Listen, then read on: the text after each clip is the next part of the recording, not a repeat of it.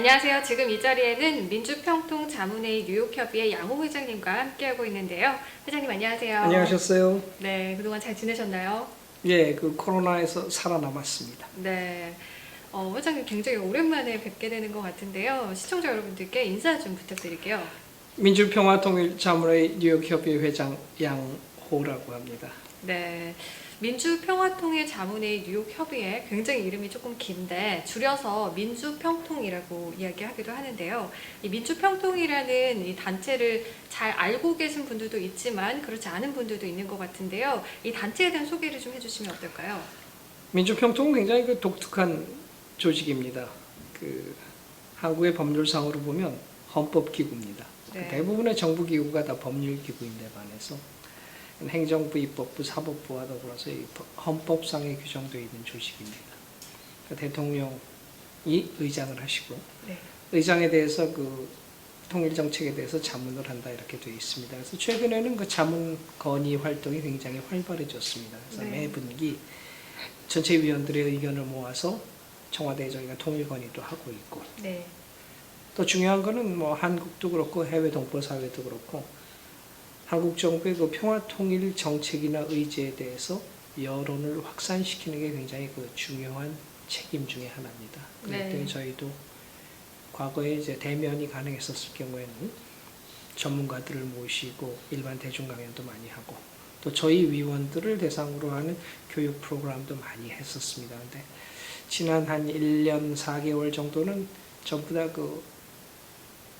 줌이나 유튜브밖에 못하다 보니까 네, 비대면 활동들. 네. 그래서 다소간의 좀 아쉬움이 있습니다. 그리고 또 참여하시는 분들도 네. 실감이 덜 나기 때문에 네. 조금 섭섭해 하시는 것 같습니다. 네, 한반도 평화를 위해서 대통령을 자문하는 기관인데요. 회장님께서 아까 간략하게 언급을 해주시긴 하셨지만 구체적으로 민주평통이 하는 활동들에 대해서 소개를 좀 해주시면 어떨까요? 뭐 연역이 얼마나 되셨고 뭐 이런 부분들에 대해서 금년으로 지금 이제 40주년 딱 됐습니다. 네. 1981년에 생겼고 매 2년마다 이제 위원들을 저희가 새로 선임을 합니다. 그래서 위원들은 대통령께서 직접 위촉을 하십니다. 근데 예를 들면 뉴욕 협의회 같은 경우는 지난 3년 반 동안 위원들을 대상으로 하는 교육 활동을 굉장히 강화했었습니다.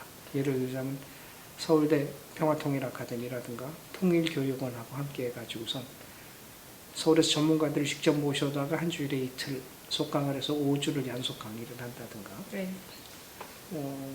지금 현재 민주평통 수석부회장이신 정세현 수석이 과거에 이제 야인으로 계실 때도 모셔다가 저희가 대중 강연도 하고 네. 문정인 당시 대통령 특보도 저희가 2번을 모셨습니다. 그래서 한 번은 내부에서 간부임원들 3번 모셨군요. 간부임원들 중심으로 해서 워크숍을 한 2번 하고 그 다음에 이제 대중 강연도 하고 또 국회의원이나 이런 분들 중에서도 통일 문제에 오랫동안 천착해 오신 분들이 계십니다. 그런 분들을 모셔다가 교육 활동을 강화하고 근데 교육을 강화하는 이유가 있습니다. 왜냐하면 평통위원이 과거에는 단순히 한인사회 전 현직 단체장을 중심으로 한 친목 모임 같은 좀 성격이 있었어요. 근데 그거를 넘어서서 현실적으로 우리가 살고 있는 동포사회에서 본인이 속한 가족이라든지 단체, 조직, 교회라든지 뭐 여러 가지 갔었을 때 이 통일이나 한반도 평화하고 관계되어지는 이슈가 나왔을 때 그거에 대해서 충분한 의견을 개진할 수 있을 정도로 저희 위원들이 조금 더 많은 지식을 갖췄으면 좋겠다라는 게 지난 3년 반 동안 18기와 19기 평통이 주안점을 두고 했었던 부분이었었습니다. 그 다음에 팬데믹 기간 중엔 처음에 마스크 얻기 힘들었을 때 저희가 여러 가지 경로로 해서 많은 비용을 지불하고 또 우리 위원들이 자발적으로 많이 모금을 해주셔서 예를 들면 롱아일랜드에 가면은 미 제향 군인들을 위한 보훈병원이 있습니다.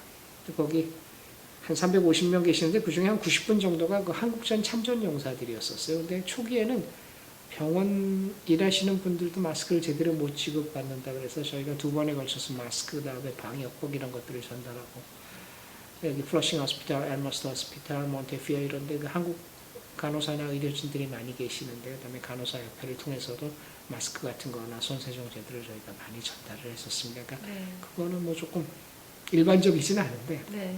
뭔가 동포사를 위해서 뭔가 해야 된다는 생각 때문에 많은 의원들이 자발적으로 참여를 네, 해주셨습니다. 특수한 팬데믹 기간 동안 또 민주평통에서 하셨던 활동들에 대해서 회장님께서 이렇게 소개를 해주셨는데요. 제가 다음 질문을 조금 드려보겠습니다. 3년 전에 그 미국 전임 정부인 트럼프 정부와 또 김정은 위원장이 만남을 가졌지만 뭐 이렇다 한 성과가 없어서 북한이 지금 좀 더 이런 강한 반응을 보이고 있다 이런 지적들이 나오고 있습니다. 이 부분에 대해서는 어떠한 생각을 가지고 계실까요? 그 싱가포르 회동은 굉장히 감동적으로 봤었습니다. 네, 어떤 부분에서? 그 전에 이제 판문점에서 남북의 지도자가 두 번을 만났습니다. 네. 특히 두 번째 모임 같은 경우는 굉장히 갑작스럽게 서로 간에 전화를 하고 바로 만나자 해서 만나는 형태까지도 이루어질 정도로 남북 간에 뭔가 협조 관계도 좀 있을 것 같고, 또 미국 대통령이었던 도널드 트럼프가 미국 대통령으로는 처음으로 북한의 지도자를 만나서 흔히 했던 얘기로 은둔의 나라였던 북한의 지도자를 세계에 이렇게 공식적으로 데뷔시켜줬었고, 그 다음에 그 합의 내용들이 기본적으로 보면 평화체제의 정립, 북미관계의 개선, 한반도의 비핵화 뭐 이런 문제에 대해서 원칙적으로 큰 그림에서는 합의를 했었습니다. 그래서 네. 상당히 희망에 차 있었던 시절이 있었습니다. 그런데 이게 이제 강론, 실천적인 부분, 실무진의 협의가 시작되면서부터는 쉽게 합의를 보기 힘든 부분이 있었습니다. 네. 그거에 굉장히 중요한 것 중에 하나는 당시 대통령이었던 트럼프가 너무 앞뒤 생각 없이 큰 그림에 대해서 약속을 했었던 어떻게 보면 좀 외교적인 경험 부족이 만들어낸 실책도 있고, 네. 북한 역시는 북한의 경우는 결국 최고 지도자가 결정하기 전에는 실무 협상에 나오는 실무진들이 그 사소한 문제에 있어서 결정권을 못 가지고 있었던 모양이에요. 그러니까 계속 평양에 연락하고 훈령을 받아야 되기 때문에 생기는 그런 시차나 현실적인 실무적 접촉에 있어서의 어려움들 많이 있었던 것 같습니다. 그다음에 결국 그런 것들이 쌓이다 보니까 그럼 양 정상이 다시 한번 만나서 얘기를 하자 그럴 때 하노이에서 만났었을 때 외교적으로 보면 거의 참사에 가까웠었던 것 같아요. 그러니까 그 두 정상이 만나기 전에 기본적인 것들이 합의가 돼야 되는데 없는 상태에서 정상끼리 다시 한번 합의를 해라. 뭐 이런 식의 요구에서 실무진들이 특히 존 볼튼 같은 미국 쪽 실무진이 그걸 틀었었죠. 대표적으로 북한은 영변에 있는 핵시설, 우리가 북한 핵시설을 얘기할 때 대표적인 곳이 영변입니다만 학자들에 따라서는 북한 전체 핵 산업의 60에서 80%가 영변에 집중되어 있다고 봅니다. 그러니까 영변을 폐쇄해야 하는 것으로서 북한의 이제 핵무기 개발이나 이런 것들은 상당 부분 비가역적인 상태로 들어갈 수 있는 준비 단계가 되진다고 보는 학자들도 있는데 북한은 그걸 굉장히 큰 카드로 제시를 했습니다. 네. 그런데 거기에 대해서 갑자기 그때 노란 봉투라는 표현인데 존 볼튼이 회의장에서 트럼프한테 전달했었던 거기에는 그 위에 미국이 알고 있는 것 영변 말고도 미국이 알고 있는 시설 혹은 미국이나 국제기구가 파악하지 못한 모든 핵 관련 시설에 대한 목록을 제출해달라고 요청을 했었죠. 그러니까 네. 북한의 입장에서는 좀 심하게 표현하면 두 손 두 발 다 묶어놓고 이제 협상하라는 요구처럼 받아들여졌으니까 그 두 정상이 약속했던 오찬까지 깨버리고 각자 집으로 돌아가는 일이 벌어졌었죠. 근데 그런 것들에 대해서 우리가 이제 핵 문제를 생각할 때 북한의 핵을 얘기할 때 과거의 핵, 현재의 핵, 그다음에 미래의 핵을 얘기를 합니다. 네. 근데 영변을 동결하겠다는 건 이제 과거의 핵 시설의 상당 부분을 포기하겠다는 거고, 지금 현재 가지고 있는 이미 개발된 핵무기나 플루토늄에 대한 얘기는 빠져 있고, 또 미국은 거기에서 한 발 더 나가서 수소폭탄을 만드는 데 결정적인 삼중수소의 제조 시설이나 기타 미확인된 또 원심 분리기 같은 거, 네. 북한이 자체적으로 제작해서 별도의 장소에서 우라늄 농축을 하고 있을 것으로 우려되어지는 그런 시설들에 대한 공개까지 다 요구를 하게 되니까 네. 북한의 입장에서는 화들짝 놀랐고, 북한은 영변을 폐쇄하는 걸 해서 지금 지난 몇 년 동안 북한을 조였던 유엔 제재와 미국의 또 독자적인 대북 제재를 풀어줄 걸 요구했는데, 그것도 또 어떻게 보면 주는 거에 비해서 너무 많은 거를 요구한 거죠. 네. 모든 걸 줘라고 우리는 일부만 내놓겠다, 이런 입장이 되니까 미국 쪽에서도 또 받아들이기가 힘들었던 거니까 네. 서로 간에 그런 부분에 대한 것들이 사전에 조율이 되지 않았었기 때문에 네. 어차피 뭐 정상들이 합의를 해도 또 한 번 네. 어긋날 수밖에 없었던 거가 그런 식으로 그 판이 깨진 거죠. 네. 근데 다행스러운 거는 네. 그렇다고 해서 북한 지도부가 회담장을 박차고는 나갔지만 그 ICBM 같은 미국이 가장 싫어하는 네. 핵투발 수단에 대한 실험, 또 수소폭탄과 같은 또 새로운 핵실험 같은 거는 하지는 않았습니다. 그 뭐냐면 필요 이상 미국을 자극하지 않고 지켜보겠다라는 네. 생각이었고, 트럼프가 아마 더 되기를 바랬었을 거예요, 북한 입장에서. 근데 뭐 지금 트럼프 대통령이 이제 낙선을 하고 민주당 행정부가 들어섰고, 민주당 행정부의 경우는 아시아 정책을 오래 해왔던 오래된 외교 관료나 전문가들이 다시 컴백을 한 상황이에요. 네. 그렇게 되면 북한 입장에서는 아마 트럼프 행정부 때보다 훨씬 더 협상하기가 힘들어질 겁니다. 그렇다고 네. 무조건 더 뭐 핵무기 가지고 그 위협만 할 수도 없는 상황이고, 나름 굉장히 지금 고민하고 있을 거라고 생각합니다. 그리고 네. 흔히 북한이 좀 너무 강하게 나오는 거 아니냐라는 걸 하는데, 그거는 옛날 유행가 가사에 그런 게 있었어요. 그 뭐냐면 날 좀 보소, 날 좀 보소, 뭐 이런 식으로. 네. 그러니까 제발 우리한테 관심 좀 가져달라는. 네. 요즘 말로 관종이라고. 관심. 나한테 관심 좀 줘요. 네. 그리고 이번 8차 당대회나 이런 경우엔 주적을 미국으로 설정해서 강대강 선대선으로 가겠다는데, 미국 입장에서는 지금 북한 문제가 그 우선순위가 아니거든요, 보면. 네. 우선순위가 좀 떨어지는. 근데 북한 입장에서는 뭐 미국과의 그 협상이 가장 최우선이니까 네. 서로 간의 그런 가치 판단의 차이도. 네, 그리고 최근에 문재인 대통령께서 이렇게 방미를 해주셨는데요. 문재인 대통령께서 최근에 이렇다 할 성과가 어떤 것이냐는 질문에 대해서는 회장님 어떻게 보고 계실까요? 제가 36년째 미국 살고 있습니다. 네. 한국 떠나서 사는 게 지금 38년 됐습니다. 2년은 어디서 계셨던 거죠? 2년은 일본에서 살았었어요. 아, 그렇군요. 네. 미국으로 다시 유학을 왔었는데, 네. 아마 그동안에 제가 봤었던 한국 국가원수와 미국 국가원수가 만난 모임 중에서 제일 그 조금 감정적인 표현을 쓰면 감동적이었던 모임이 아니었나 생각을 합니다. 네. 과거의 한미 정상회담이나 한국과 미국 간의 그런 모임에서는 어떻게 보면 우리가 항상 을의 입장에서만 서 있었습니다. 뭔가 부탁하고 네. 이렇게 해달라고 그러고 미국의 선처를 바란다든지. 그게 아마 지난 해방 이후 70몇 년 동안 한국과 미국의 관계가 거의 그런 형태로 형성되어 왔다고 생각을 합니다. 네. 그런데 이번 그 나중에 합동 기자회견을 하거나 결과를 발표할 때 미국 대통령이 우리나라 대통령뿐만이 아니라 한국의 대기업 책임자들을 일일이 호명하면서 일어나 달라 그러고 고맙다는 얘기를 3번씩 하고, 또 미국이 지금 같은 경우에 새로운 세계 질서를 재편하는 데 있어서 한국을 단순한 종속 변수가 아니라 네. 우리가 소위 얘기했던 강대국들과 비슷한 반열에서의 파트너 취급을 해주기 시작했다. 그러니까 뭐 반도체 문제라든가 백신 문제라든가 또 미래의 그 먹거리들에 있어서 미국이 구상하는데 동참해 줄 거를 요청하는 형태가 됐고, 네.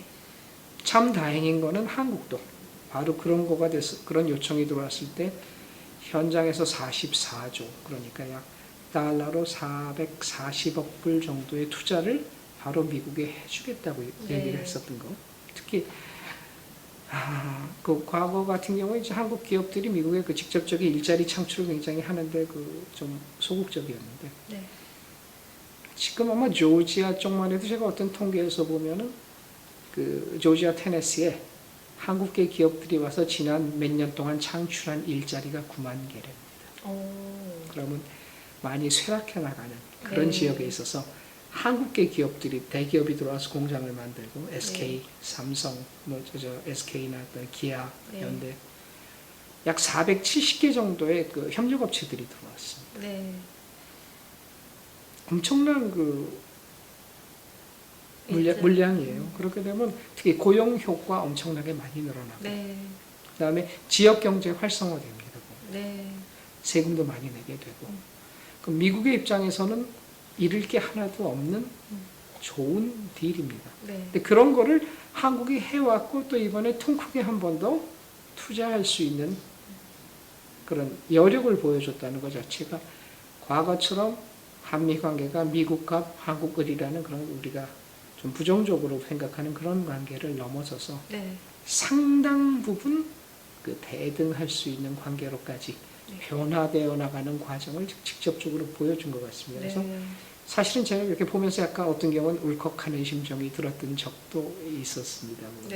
다음 질문을 조금 드려볼 텐데요. 아무래도 우리 한국에 있는 젊은이들은 가장 현실적으로 와닿는 부분이 경제적인 문제가 아닐까 싶어요. 이를테면은 뭐 실업률이라든지 아니면 부동산 경기라든지 당장에 저희가 느낄 수 있는 이런 부분들이 아닐까 싶은데 그러면서 이번에 굉장히 센세이셔널한 이슈가 하나 또 등장을 했는데 국민의힘 이준석 당대표가 등장을 하면서 정치의 지각 변동이 나타난다는 이런 이야기들이 나오고 있는데 이 부분에 대해서는 미국에 거주하는 재외국민으로서 한국에 있는 그런 정치 지형에 대해서 어떻게 보고 계실까요? 한마디로 얘기하면 신선한 충격이죠. 특히 그 보수를 대표하는 국민의힘에서 국회의원 한 번 해본 적 없는 미국 유학생 출신의 30대가 민심만이 아니라 당심까지를 얻고 대표가 됐다는 건 아마 이후에 한국의 그 정치 지형의 큰 변화를 알려주는 게 아닌가 하는 생각을 합니다. 물론 지금도 뭐 뉴질랜드도 30대 총리, 유럽에 가면 30대 총리들 많이 있고 40대 초반의 국가 지도자들도 많이 있는데 한국 정치는 해방 이후에 계속 들고 왔어요. 50년대, 60년대 국회의원들의 평균 연령이 30대였대고 70년대 초반에 대통령을 하셨던 김대중, 김영삼 전 대통령이 40대 기술론을 얘기했었을 때 처음에는 그 당 원로들이 정치 지도자들이 구상유치라는 표현을 썼는데 결국 그분들이 대통령 후보가 되고 두 분 다 시간은 좀 걸렸지만 대통령이 되셨어요. 근데 그때 70년대 초에 그분들이 내놨던 얘기가 40대 기술론이었었습니다. 근데 그 이후에 하다 보니까 이제 국회도 점점 그 나이 먹어가는 국회가 되고 그러다 보니까 이제 선거 때마다 그걸 좀 바꾸겠다 그래서 결국은 그 지난 한 20년 제일 많이 들었던 얘기가 혹시 뭔지 아세요? 어떤 이야기일까요? 그 드라큘라 정당들이 됩니다. 그래서 새피, 신선한 피 이거를 이제 국회의원 선거 때마다 피 그랬어요. 젊은 피. 되게 인위적으로 그걸 하려고 그랬는데 어떤 정치평론가가 평을 했는데 한국 국회가 참 재미있는 게 1급 자원들이 들어가면 결국 2급 정치인들을 만들어버린다. 그게 무슨 말일까요? 굉장히 좋은, 개인적으로는 굉장히 그 능력 있는 분들인데 들어가면 결국 당의 분위기나 이거에 바뀌고 국회의원을 했던 제 후배가 초선 때 저한테 그런 얘기를 했어요. 자기도 많은 생각을 가지고 국회의원이 됐다. 초선을 하다 보니까 초선 때 많은 자기 같은 초선들이 첫 번째 그 국회의원 기간을 지나면서 바뀐다. 인생의 목표가 바뀐다. 그래서 뭐냐 했더니 국회의원 한 번 더 하는 거다. 이거 해보면 굉장히 좋거든요. 그래서 그러다 보니까 그 이제 당의 큰 뜻을 거슬리지 못하고 따라가게 되고 추종하게 되니까 그냥 n분의 1로 바뀌어버리고 마는 거예요. 그게 그 한국 정치였었던 것 같다라고 어떤 정치 평론가는 얘기를 했었어요. 그러니까 1급 자원들이 들어가면 2급 정치인이 돼버린다. 근데 이번에 그 이준석 씨 같은 경우는 일단 그 백그라운드가 재밌고 그 다음에 어떤 사람들 얘기가 그 돌직구라는 표현을 쓰더라고요. 자기가 생각하는 건 그 내뱉고 네. 박근혜가 자기를 픽업했음에도 불구하고 네. 탄핵은 정당했었다라고 얘기를 한다든가. 그러니까 소위 말하는 여의도식 정치화법하고는 전혀 상관없이. 네. 또 이 양반은 국회의원은 못했지만 지난 10여 년 동안 유튜버로서 아니면 방송으로서 네. 나와서 자기 하고 싶은 얘기를 굉장히 시원시원하게 잘 했어요. 네. 뭐 흔히 같으면 뭐 안철수 대표하고 사이가 그럼 우리는 뭐 그런 관계가 아닙니다 이렇게 대답을 해야 되는데 네, 저희 관계 안 좋아요. 나 국회의원 나왔을 때 태클 걸었잖아요. 그래서 아주 그냥 솔직하게 남들 다 이미 알고 있는 거지만 네. 보통 정치하는 사람들 같으면 얘기하지 않는 그런 걸 보면서 영남권 그다음에 50대 이상의 당원이 주류였던 그 국민의힘에서 지난번 큰 선거 이번에 이제 보궐선거 전에 큰 선거를 3번 다 계속 졌거든요. 네. 그러면서 위기의식을 많이 느꼈던 것 같아요. 근데 그런 분들이 그동안은 대안이 없었는데 네. 이번에 아마 그 젊은 양반을 보면서 새로운 가능성을 보지 않았나 그 사람들이. 네. 그러니까 당심과 민심이 네. 다 그 젊은 사람을 네. 지지했던 아닌가. 그러니까 아마 이제는 그쪽 정당은 약간의 변화가 생길 겁니다. 근데 네. 정말 큰일 난 건 지금 여당이에요. 여당이요. 지금 여당의 지도자들이 다 50대 아니면 60대 아닙니까? 네. 네. 그러니까 저쪽에서 오는 그 신선한 충격을 이제 이분들이 어떻게 소화를 해낼지 좀 그게 참 상당히 그 재밌고 궁금한 부분 중에 하나입니다. 네. 젊은 정치인의 그런 등장, 당대표의 등장으로 한국 정치나 한국에 있는 뭐 이런 부분들이 많이 변화를 할 거라고 생각을 하시나요? 많은 변화가 있을 겁니다, 보면은. 근데 그 변화가 우리가 흔히 얘기하는 그 진보는 항상 변화를 추구하고 보수는 그 현 상황을 유지하기를 바라는 거가 일반적으로 우리가 알고 있었던 진보와 보수라는 그 구별에 있어서의 그 경계였었는데 네. 이번에 그 경계가 허물어지면서 새로운 변화가 보수를 중심으로 일어났다는 게 굉장히 그 충격적인 일이고 그건 한국의 소위 말하는 진보의 상당 숫자가 네. 그 늙은 진보가 되었었다는 거. 근데 지난 20년 동안 그거를 털어버리지 못했었다는 거. 네. 소위 말하는 386, 486이 됐다. 이게 586이 되어버리고 말았어요. 그러다 네. 이제는 그 꼰대들하고 부르더라고요. 저2 세대입니다. 저보다 조금 위에서부터 시작해서 제가 만으로 60인데 네. 저보다 이제 한 4, 5년 밑에까지가 중심이 되어 있던. 근데 그게 거의 지난 20년을 끌어왔었는데 네. 네.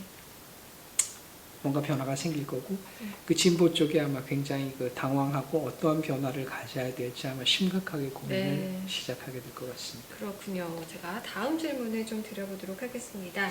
소수인 이런 한인 이민 사회의 정치력이 신장돼야지 많은 사람들한테 이런 유익을 줄 수 있다 이런 얘기를 많이 하고 있는데 하지만 이 코로나 바이러스로 인해서 한국으로 유학을 오거나 아니면 이민 오는 사람들 뭐 이런 사람들이 줄어들게 되면서 이민 사회의 동력이 떨어지고 있다 이런 이야기도 있습니다. 이런 부분에 대해서는 어떠한 의견을 가지고 계실까요?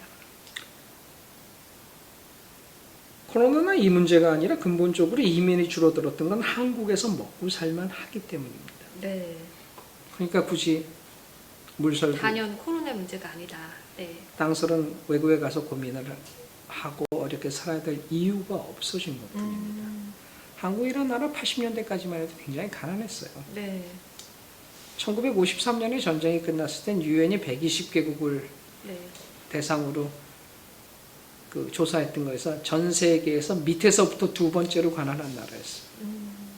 지금은 그 한반도 대한민국의 땅하고 뉴욕주하고 어디가 큰 것 같아요?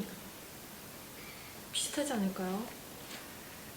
남한이 약 10만 제곱킬로미터가 채 안 되는데 네. 뉴욕주가 약 15만 제곱킬로미터. 약간 더 큰 거군요.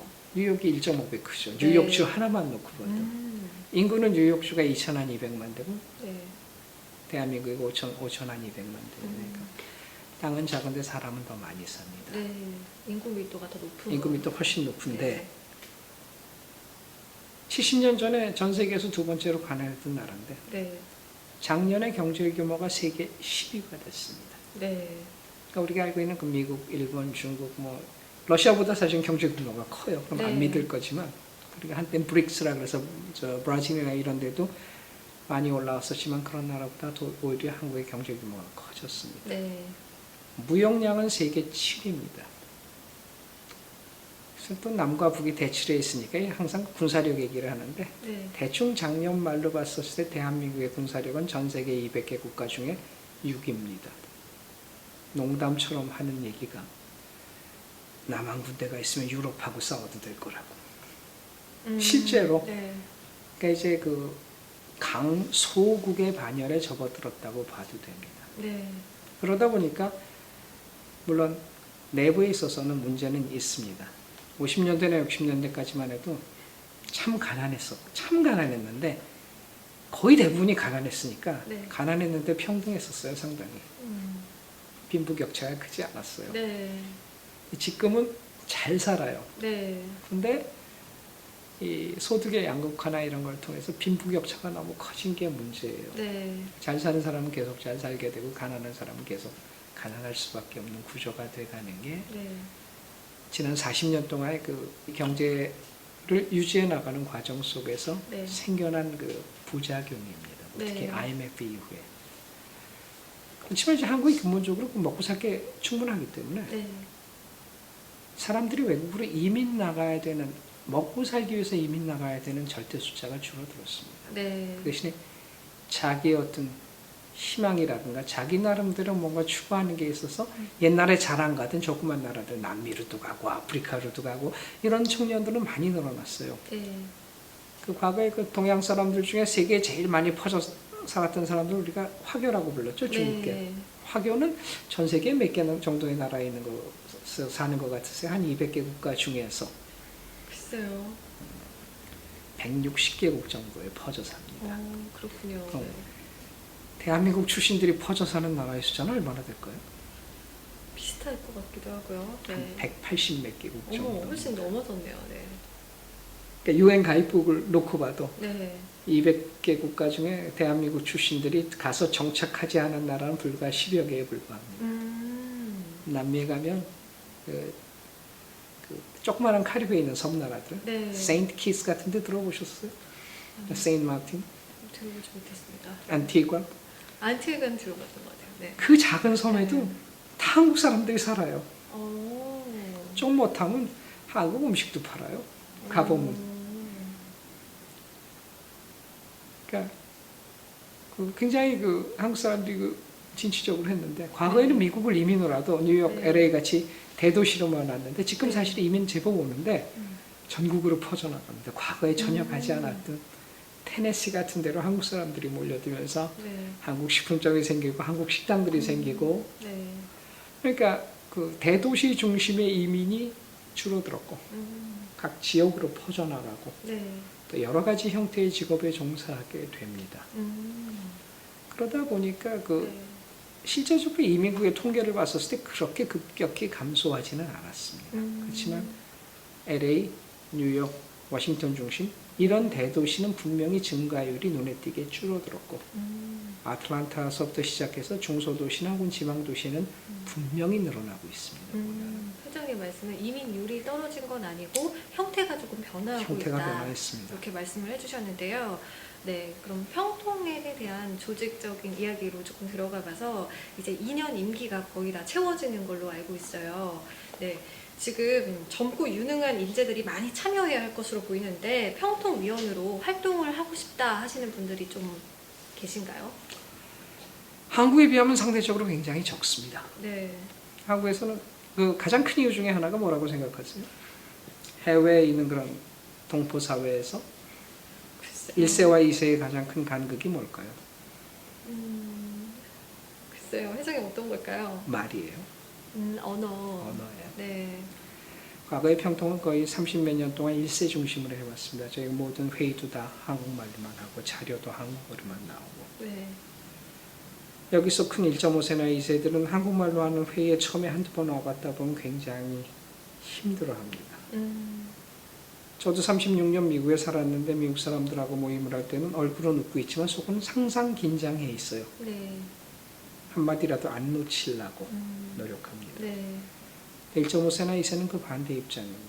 그리고 그렇게 피곤해요. 네. 그 다음에 과거의 이민사회는 왔을 때 되게 자영업에 종사를 했어요. 그래서 네. 30대 때부터도 자영업을 하거나 해서 이 경제적인 그 소득을 만들어내는 방식이 좀 지금하고는 다른데 여기서 교육을 받은 사람들은 결국 대부분 그 직장 생활이라든가 네. 한정된 인컴에서 살고 있고 정해진 시간을 일을 해야 되고 뭐 네. 이런 형태입니다. 저희가 차세대를 45세 이하로 보는데 네. 45세 이하의 대부분은 해외에서 아직까지 보면 이제 결혼하고 자녀가 있고 네. 자기가 일하는 제가 아까 자영업보다는 직장 생활 많이 하는 직장에서 자리도 잡아야 되고 네. 주택 같은 거 구입도 해야 되고 한참 자리 잡아 나가는 나이입니다. 아직. 네. 한인사회 보셨지만 대부분 한인사회 단체장을 하신 분이 40대 후반에서 70대 초반까지입니다. 네. 왜? 조금 여유가 생기셨고 자리 잡으셨고 네. 그런 활동을 위해서 시간하고 네. 경제력을 그 기부하고 네. 기여할 수 있는 네. 그런 여건이 갖춰지는 게 한 50대 이후가 그 중심입니다. 근데 그게 해외 동포 사회의 현실입니다. 네. 근데 거기서 저희가 사실은 저희는 그 4년 전부터 이 변화를 위해서 굉장히 노력했습니다. 그래서 네. 저희 뉴욕 평통 조직이 전 세계에서 두 번째로 큽니다. 그런데 30%는 45세 미만 차세대로 채워왔습니다. 네. 이번에도 지금 현재 그렇게 하고 있습니다. 그런데 사람 찾기가 참 힘들어요. 그리고 또 젊은 분들이 네. 잘 모셔왔는데 남는 분들이 그저 한 3분의 1? 그 나머지는 대개 한 번 이상 안 하시려고 그래요. 네. 힘들고 불편하기 때문에 그래요. 네. 그러니까 매번이 제가 아까 농담처럼 새 피를 찾아야 된다는 게 굉장히 지금 네. 버거운 일입니다. 그런데 네. 필요한 건 사실이고 근데 또 분명히 그러다 보니까 지난 제가 회장을 했던 3년 3개월 사이에 많이 바뀌었습니다. 네. 그러다 보니까 이제는 우리가 젊은 세대들을 대상으로 하는 행사는 많은 경우 바이링갈로 합니다. MC도 2명을 세우고 네. 자료도 한국어 자료를 영어로, 영어 자료를 한국어로. 네. 어떤 경우 한국에서 오신 분들이 강연을 하거나 할 때 스크린을 통해서 그 강연 내용이 하고 그 다음에 어떤 경우에 순차 통역까지는 하면 아직 동시 통역은 좀 힘든데 네. 네. 순차 통역을 해서 거기에 참가한 한국어가 불편한 우리 1.5세 나이 세운 외국인들이 그 내용을 이해할 수 있게 만들어 갑니다. 그러다 네. 보니까 그런 행사나 이벤트 하는 게 옛날보다 훨씬 힘들어졌어요. 그렇지만 그렇게라도 변화를 해나가고 뭐 대표적인 예가 저희가 고등학생들 대상으로 하는 골든벨을 네. 한국 역사 뭐 그다음에 최근에 한국 문제 이런 걸로 해서 저희가 한 300문제 정도 내놓고 하는데 그 책임을 맡으신 분만 60년대생이고 그 이후에 지난 몇 년 동안 실무를 맡아온 분들은 대개 한 86년생서부터 93, 3, 4년생까지입니다. 네. 이분들이 1년에 한 번씩 모여서 그걸 굉장히 기쁘게 해주세요. 그러면 네. 그리고 저 같은 사람은 낄 데가 없습니다. 아이디어도 다르고 네. 일하는 방식도 다르고 그러니까 제가 할 수 있는 건 그 준비하실 때 모셔다가 식사 한두 번 대접하면서 참 고생하셨다 그러고 고생하시라 그러고 행사 끝난 날 모시고 가서 또 식사하면서 진짜로 고생들 많이 했다 그러고 격려해주고 네. 그것만 하면 1년 동안 잘 안 나와요. 안 나와도 상관없어요. 그렇지만 그런 자기네들 몫이라고 생각한 부분에는 그렇게 모여드는 사람들이 생기는 거는 굉장히 그 긍정적인 부분입니다. 네. 근데 그거 하려고 그러니까 좀 네. 많이 힘들더라고요. 보면. 그래서 네. 근데 하여튼 그런 트렌드는 계속 좀 됐으면 좋겠다는 생각을 하고 그러니까 저희는 지금도 뭐 30% 이상을 45세 미만으로 하니까 뭐 30대 협의회장이 나오긴 힘들 겁니다. 근데 네. 그래도 많은 부분에 있어서 젊은 분들의 참여가 조금씩 늘어나고 있다는 건 네. 그 굉장히 긍정적인 신호라고 생각합니다. 네, 잘 알겠습니다. 네, 오늘 이 시간에는 민주평화통일자문회의 뉴욕협의회 양호 회장님과 좋은 말씀, 다양한 이야기들 나눠봤는데요. 저희가 한반도 평화와 관련해서도 앞으로 자주 뵙고 이렇게 좋은 말씀 공유해 주시면 좋을 것 같아요, 회장님. 안 불러주셨죠? 첫 시간입니다, 저희가. 그러니까 불러주시면 제가 나와서 네. 뭐 이렇게 광범위한 주제보다는 네. 한두 가지 이렇게 작은 걸로 해서 네, 그 동포분들한테 저희가 네, 그런 걸 알려드리고 네, 정확한 내용 뭐 네. 이런 걸 알려드리고 하는 것도 평통위원들이 해야 되는 일 중에 하나라고 저는 생각합니다. 그러니까 네. 기회를 주시면 언제든지 오겠습니다. 네. 오늘 좋은 말씀 고맙습니다. 감사합니다.